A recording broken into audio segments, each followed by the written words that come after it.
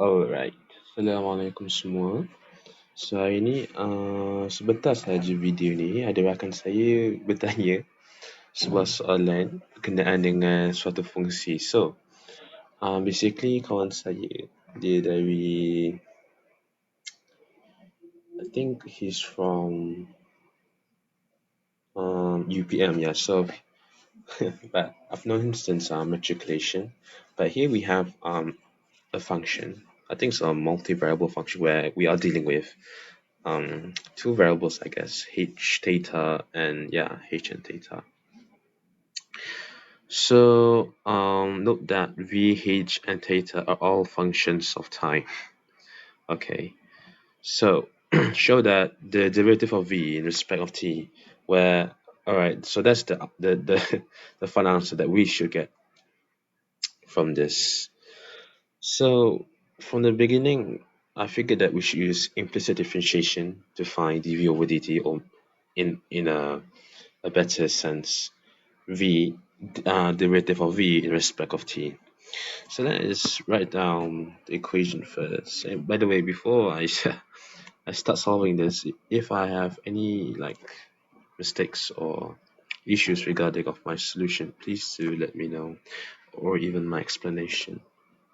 I want to become better on explaining higher level math, so hopefully the viewers could like let me know later on. So we are now given this function here, where I think h is the variable. Since this, yeah, it says here that a cone is formed as grain is poured into a large cylinder. Yeah, cylindrical. Meaning theta and even h will change, honestly. So honestly, yeah, they're not constants, so we can't treat them as constants, I think, since A is forming a cone. So from here, I could differentiate both sides in respect of t, like starting from the left hand side here, v, and the right hand side, which this should be 1 over 3 pi.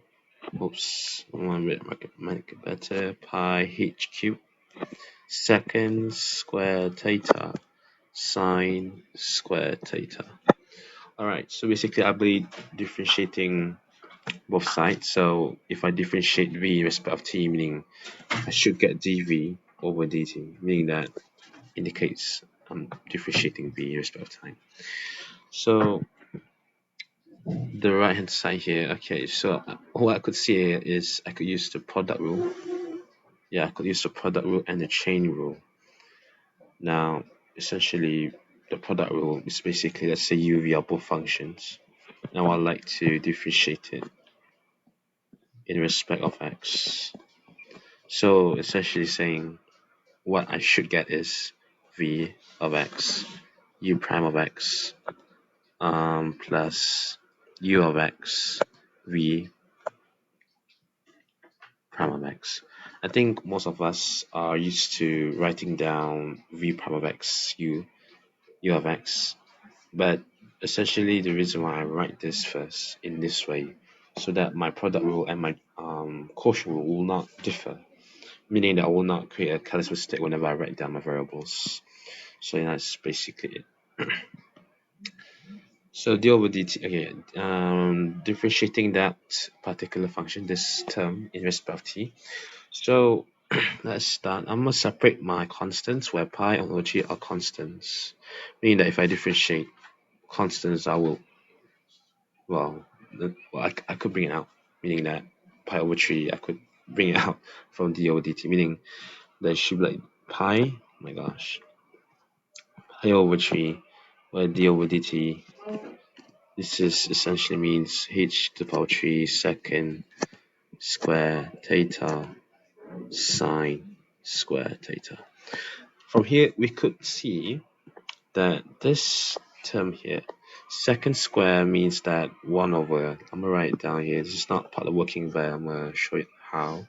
While my next step is tangent square theta. We see here as second square theta, where 1 over cos square theta times with sine square theta implies that it should be sine square theta over cosine square theta. Now I could write down to make it tangent square theta, but since I'm differentiating it, I will not be using the formulas for differentiating tangent, secant, and so on. But I'll be using true quotient rule because I am unable to. No, I don't want to memorize everything. So I'm gonna treat this. So yeah, basically it becomes pi over 3 and then becomes d over dt, meaning that I'll be differentiating this term in respect of t, h to the power 3 times with sine squared theta over cosine squared theta. So from here, by applying the product rule, we should get, we let h cube as our u variable, and then sine square theta over cosine square theta should be our v. So I'll be starting off with v u prime plus uv prime. Yeah, this is. Oh, sorry. So yeah, since previously I stated that we will be using product rule, but since I changed my second square theta, sine square theta into a in a quotient form, meaning that in a rational form, meaning that I have to apply the quotient rule, not the product rule. I'm sorry. So for the quotient rule, basically, let's say we have well, I'm gonna make it properly. I mean, v of x, y u of x, both those are functions, and if we use the product rule, we should get no, I'm gonna make it u over x over v over x. Or I mean, u over v would be enough for me. Okay, so from here we start with v times with u prime. Well, if I v of x times with u prime of x, and then I take away with u of x v prime of x, and then divided by v square of x.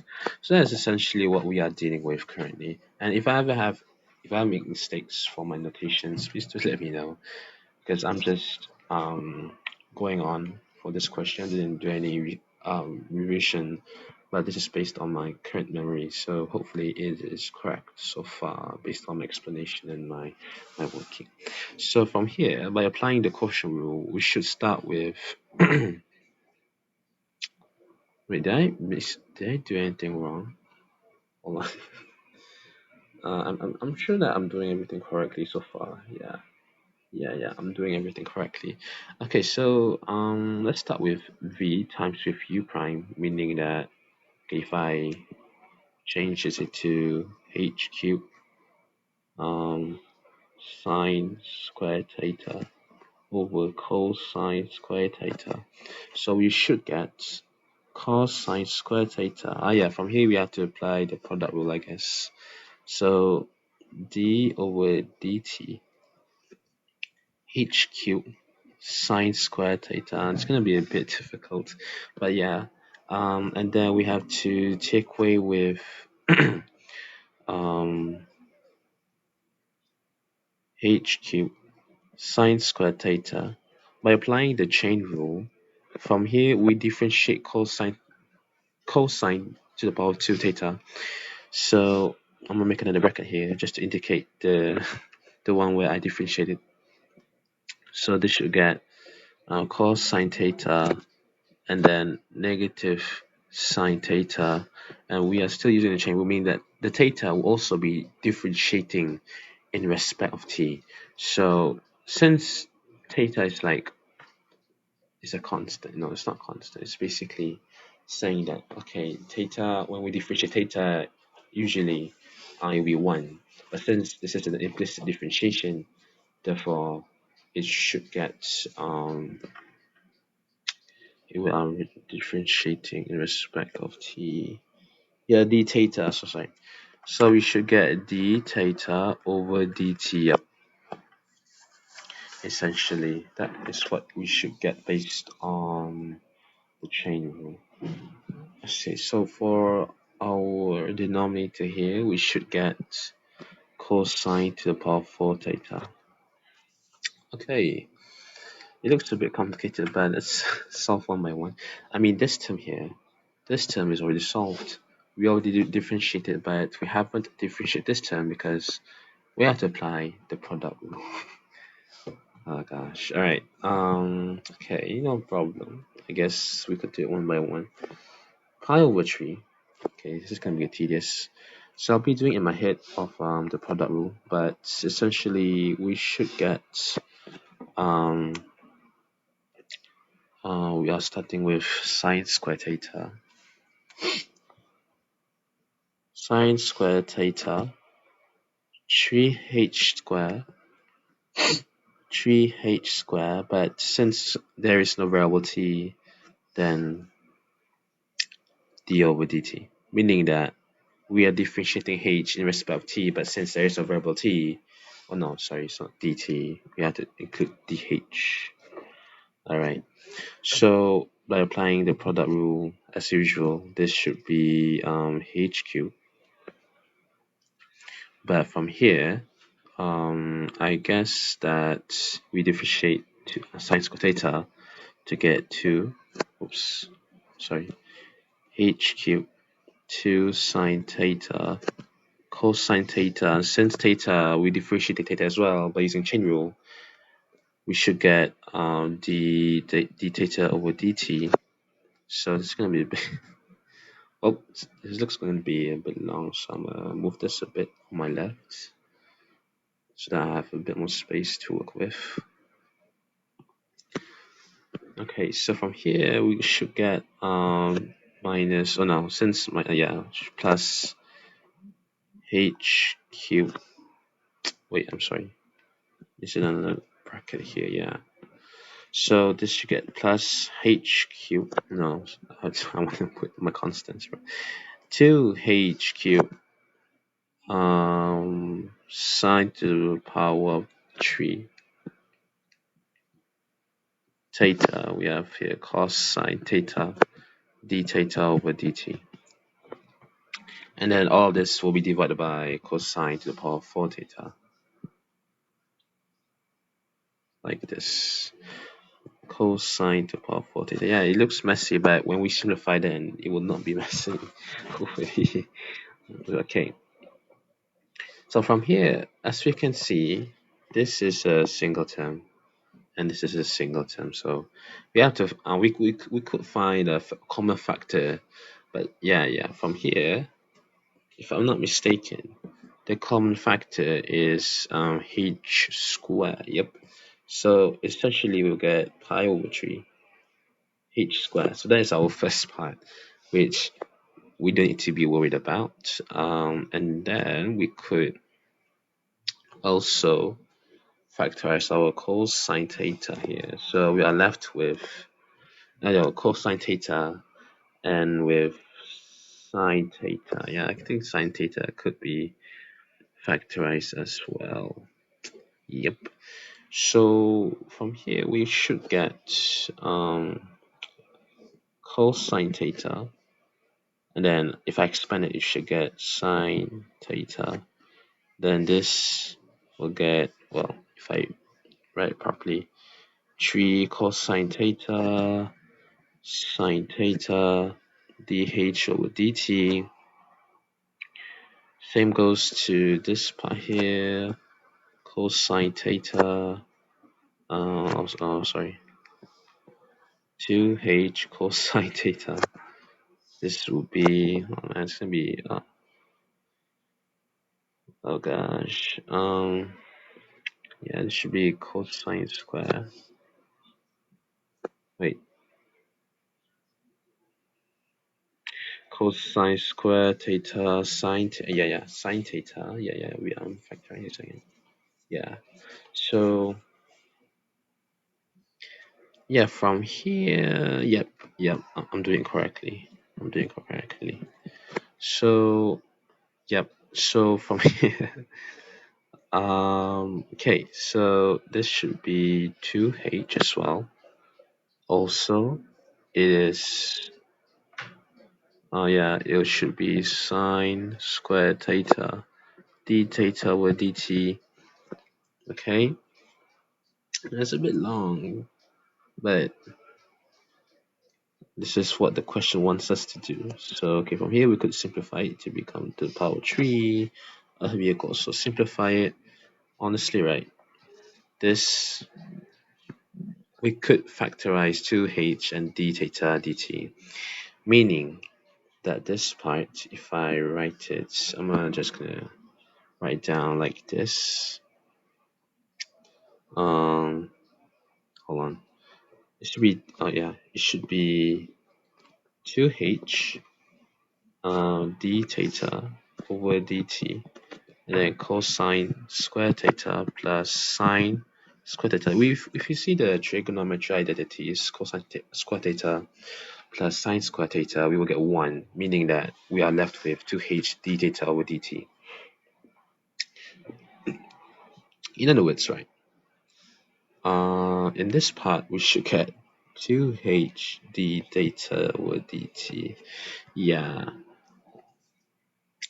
so yeah, it's not necessary to write this big gap here, so I'm gonna cut it off and I'm gonna write this part. Okay, so now we are left with pi over 3 h squared, and then, well, we are left with 3 cosine. Yeah, hopefully I'm correct, honestly. Yeah, I think I could separate both these functions. So initially, if I separated this can factorize as well, meaning that I'm simplifying it. So I am left with 3 sine square theta over cosine square theta with dh over dt. Then on my right here, I am, oh yeah, I am left with, wait, I think I left something.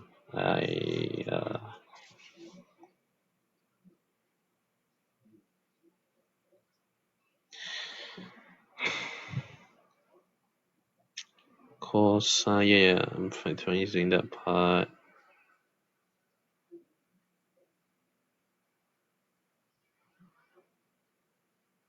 Yeah, then I expand, right? Yeah. So, yeah. Okay. Um. Yes, this should be correct. Okay, so from here, what we could do, yeah, I separated. Yes. So we will get here 2h sine theta over cosine cube, now to about 3 theta. Then this is plus d theta over dt. Now I'm gonna jot it down here. So this part here means that it will be tangent square theta, and then this part here we could make it like sine square theta over cosine theta, and then 1 over cosine square theta. Then it will be tangent theta and then second square theta. So what I mean is the final answer should be 3 tangent square theta, where dh over dt, and then here I could separate like in this red writing here. So we should get 2h tangent theta second square theta d theta over dt. So that's what we should get. I'm hoping that is the correct answer. So I'm gonna copy it here. I'm gonna compare it to what the question wants us to do. Hopefully there is no mistakes, honestly. So I'm gonna crop it, compare both of these. All right. So, well, since this is say a commutative, yeah, it's a commutative flaw, meaning that both terms, even if we interchange the position, it should be the same. So yeah. We're not dealing with metrics. If we're dealing with metrics, then it's a bit different. So yeah, 3dh tangent square theta, 2h tangent theta second square theta, and that should be the final answer. So that we already showed. So QED, I'm meaning that I'm done. Yeah, I think this is a proper one. So hopefully this video is helpful. Honestly, it took a bit of time to explain, but all the best and good luck. And yeah, shout out to UPM for yeah, Arif from UPM for giving me this question. Thank you very much.